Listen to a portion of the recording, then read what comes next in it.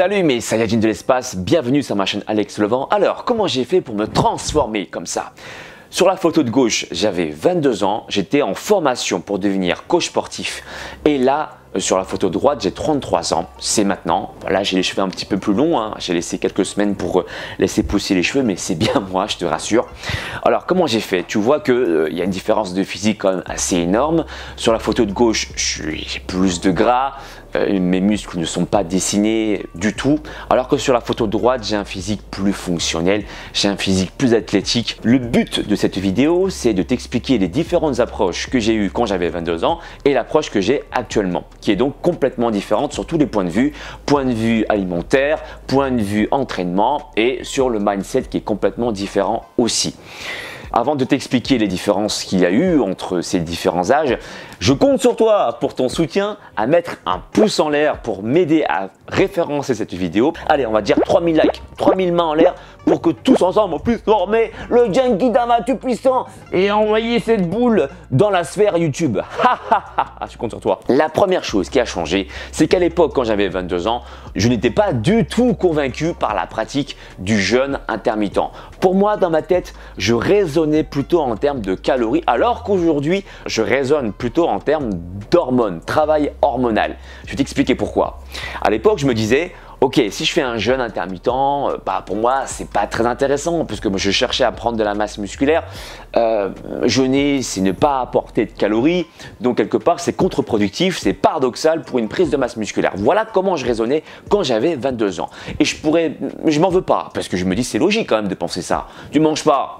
Comment veux-tu prendre de la masse musculaire? C'est illogique. On te dit qu'il faut apporter des calories. Et c'est bien vrai. Sauf que juste avant d'apporter des calories, il y a un moyen d'optimiser tes résultats pour booster tes hormones. Mais ça, je ne le savais pas.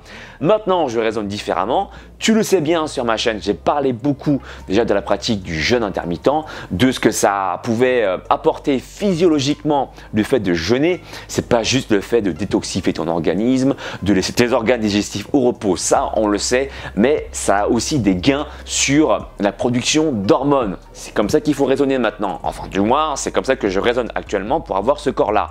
Hausse de la testostérone, hausse de l'hormone de croissance qui peut monter jusqu'à 2000%. Tu imagines? Études scientifiques, tout ça à l'appui dans les descriptions de ma vidéo pour que tu sois convaincu de l'efficacité de cette approche. C'est pas l'approche à mettre en place pour avoir des résultats, mais c'est une technique qui reste scientifiquement vérifiée et qui est valable pour avoir de bons résultats. D'accord? Ça, c'était la première chose. Avant, je pensais juste à m'apporter plus de calories. Il faut être en surplus calorique pour prendre de la masse musculaire. Maintenant, je te montre que sur des études scientifiques, eh bien, tu peux prendre de la masse musculaire et tomber à tes oreilles, ça va te chatouiller, même en étant en déficit calorique. Et oui, tu l'as bien entendu, je réinsiste et j'assume complètement mes propos. Tu peux prendre de la masse musculaire en étant en déficit calorique. Et ouais, études scientifiques à l'appui sur plusieurs personnes déjà, des pratiquants expérimentés comme non expérimentés. Seulement, la prise de masse musculaire ne pourra pas être énorme, mais c'est suffisant par rapport au physique que tu souhaites acquérir si tu restes dans la limite du naturel. D'accord? Je m'étais dit qu'il fallait manger beaucoup de protéines, ce qui est donc vrai encore aujourd'hui. J'ai consommé jusqu'à 2 grammes de protéines par kilo poids de corps pour mon fameux level up et prendre 2 kilos de muscle en l'espace de 15 jours. J'ai tout expliqué dans cette vidéo comment j'ai fait pour prendre 2 kilos de muscle. J'ai réuni 5 conditions particulières avec mon rebond glucidique. J'explique tout ça dans cette vidéo dans le bouton i ici. Consommer 2 grammes par kilo poids de corps minimum et parfois je pouvais monter jusqu'à 3 grammes de protéines par kilo poids de corps.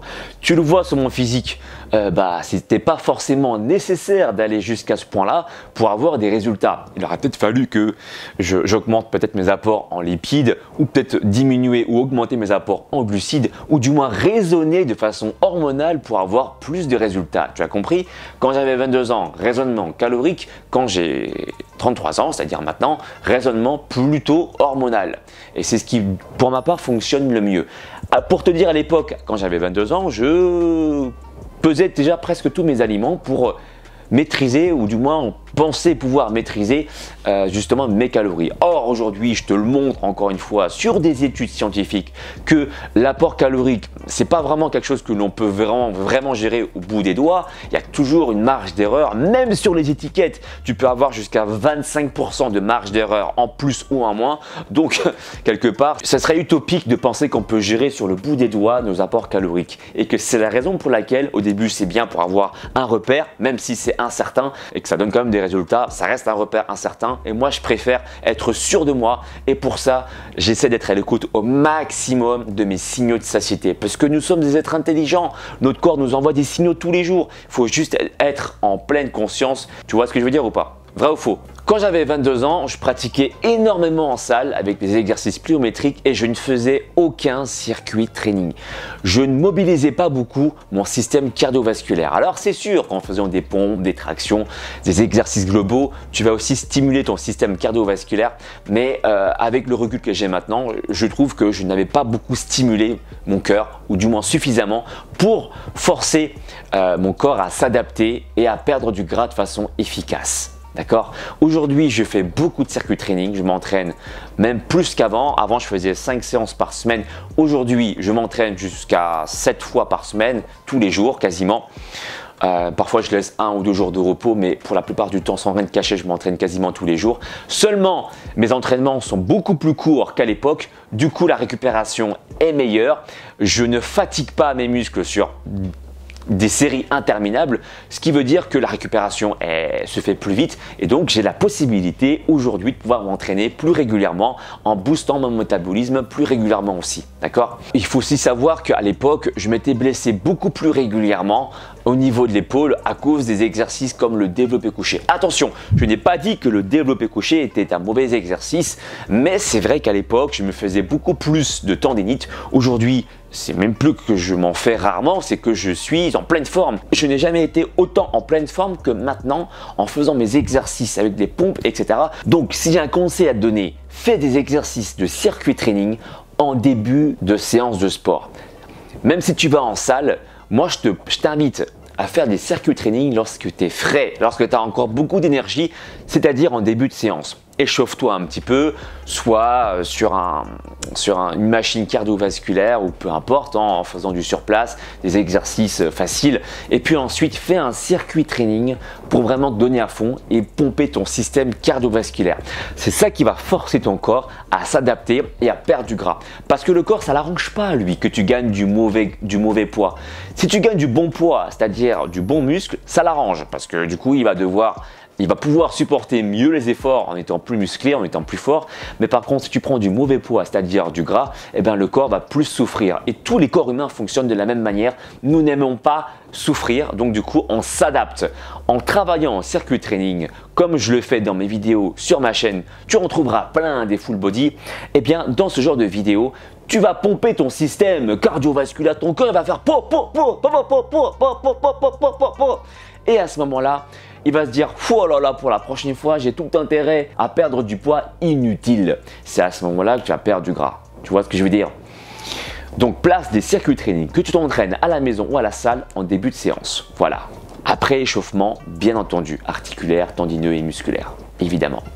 Le 4e point, je pensais aussi que les pilules magiques ne fonctionnent pas, les compléments alimentaires ne fonctionnent pas pour avoir un physique tracé, c'est juste marketing publicitaire. Et ben, je me suis rendu compte qu'en pratiquant et en testant les différentes approches, il y a vraiment des compléments alimentaires qui pourront t'aider et qui sont d'autant plus naturels pour avoir un physique plus tracé. Je pense notamment au café, je pense au thé, je pense à la L-carnitine, je pense aussi à la yohimbine. Tous ces compléments où j'ai expliqué dans des vidéos que j'ai déjà sorties sur ma chaîne YouTube, tu pourras les retrouver dans la description de ma vidéo, mais aussi sur le bouton i qui s'affiche ici. Encore faut-il qu'il faut que tu aies une bonne hygiène de vie, une bonne hygiène alimentaire, une bonne hygiène sportive, et tout ça, comme leur nom l'indique, ce sont des compléments pour avoir plus de résultats. Mais c'est prouvé scientifiquement que ça fonctionnait. Voilà comment j'ai fait pour changer, et si tu veux aller plus loin, sache que je peux t'aider. Je peux te proposer un programme sportif et alimentaire. Déjà, tu as toutes les informations sur ma chaîne si tu veux te transformer, mais si tu veux aller plus loin, voilà, je suis là pour toi, pour te guider. Tout est expliqué sur mon site alexlevent.fr. Il y a même une vidéo explicative où je t'explique dedans ma méthode d'entraînement, comment est-ce que je m'y prends. Voilà, au début je te fais un plan sportif et aussi un plan alimentaire. Si tu veux ne louper aucune actualité, je t'invite à me suivre sur les réseaux sociaux aussi. Active la cloche de notification pour ne louper aucune vidéo, c'est très important parce que sinon tu ne seras pas averti. Et évidemment, abonne-toi sur ma chaîne YouTube. Mes réseaux sociaux, c'est Facebook, Instagram, Snapchat et Twitter. Je te dis à très bientôt pour une nouvelle vidéo. Ciao! Mon ami, si tu veux acquérir les pouvoirs d'un vrai Super Saiyan, alors abonne-toi à la chaîne d'Alex Levent. Ces entraînements feront de toi un super guerrier de l'espace. Le véritable Super Saiyan, c'est pas moi, c'est lui. Et rendez-vous sur sa chaîne, les amis. Et cool, soyez cool. Copain, tu veux te transformer en super guerrier? Eh ben, abonne-toi à la chaîne de Alex Levent. C'est normal, quoi. Et alors là, tu seras un Super Saiyan.